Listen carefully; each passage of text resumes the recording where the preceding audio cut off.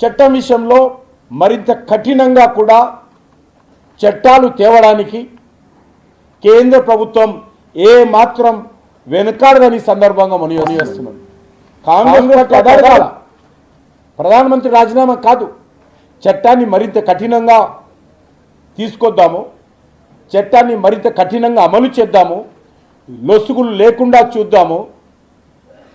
ఏ party ప్రభుత్వం ఉన్నప్పటికీ కూడా, ఏ రాష్ట్రం అయినప్పటికీ కూడా ప్రశ్నపత్రాలు, ఉద్యోగ నియామక పరీక్షల్లో సంబంధించినటువంటి క్వశ్చన్ పేపర్స్ లీకు కాకుండా చూద్దామని చెప్పాల్సినటువంటి బాధ్యత కాంగ్రెస్ పార్టీకి ఉండాలి. కానీ బాధ్యతారహితమైనటువంటి పార్టీ అది. ఏ మాత్రం ఏ విషయంలో కూడా స్వాతంత్రం వచ్చినప్పటి నుంచి ఇప్పటి వరకు అనేకమైనటువంటి ప్రశ్నపత్రాలు లీక్ అయినటువంటి సంఘటనలు ఉన్నాయి. ఈరోజు వెబ్సైట్ వచ్చింది, ఈరోజు ఇంటర్నెట్ వచ్చింది, వాట్సాప్ వచ్చింది, ఫేస్బుక్ వచ్చింది, కాబట్టి తొందరగా బయటపడతా ఉన్నాయి. గతంలో కూడా అనేక సార్లు పేపర్ లీక్ అయిన సంఘటనలు కొన్ని వేలు ఉన్నాయి. అయినప్పటికీ కూడా కేంద్ర ప్రభుత్వము ఈ విషయంలో మరి సానుకూలంగా ఉంది. ఇప్పటికే మనవి చేస్తా ఉన్నాను, సిబిఐ దర్యాప్తు ప్రారంభించడం జరిగింది. 17 మందిని ఈ యొక్క నీట్ పేపర్కి సంబంధించినటువంటి లీకేజ్లో అరెస్ట్ చేసి ఈరోజు జైల్లో ఉన్నారు. వాళ్ళను ఫాస్ట్ ట్రాక్ చట్టం కింద చర్యలు తీసుకుంటాము.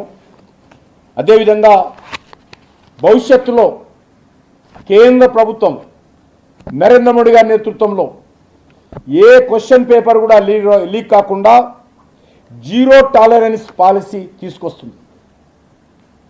అది రాష్ట్ర ప్రభుత్వాలు కూడా దీనికి సహకరించి మరి ఆ రకంగా విద్యార్థులకు విశ్వాసం కల్పించాల్సినటువంటి అవసరం ఉంది. ఈరోజు మనవి చేస్తా ఉన్నాం, అనేక సార్లు మరి కాంగ్రెస్ హయాంలో ఈ యొక్క పేపర్ లీక్ అయ్యాయి. కేరళలో కమ్యూనిస్ట్ పార్టీ ప్రభుత్వంలో పేపర్ లీక్ అయింది ఇటీవల.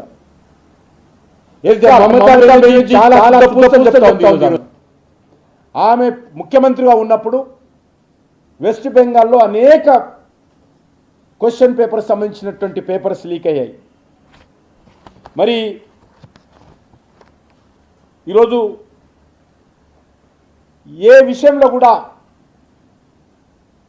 వాళ్ళు బాధ్యతలు తీసుకోకుండా వాళ్ళ హయాంలో ఒక మాట, మరి బీజేపీ అధికారం ఉన్నప్పుడు నీటికి సంబంధించినటువంటి పేపర్ మీద మరొక మాట.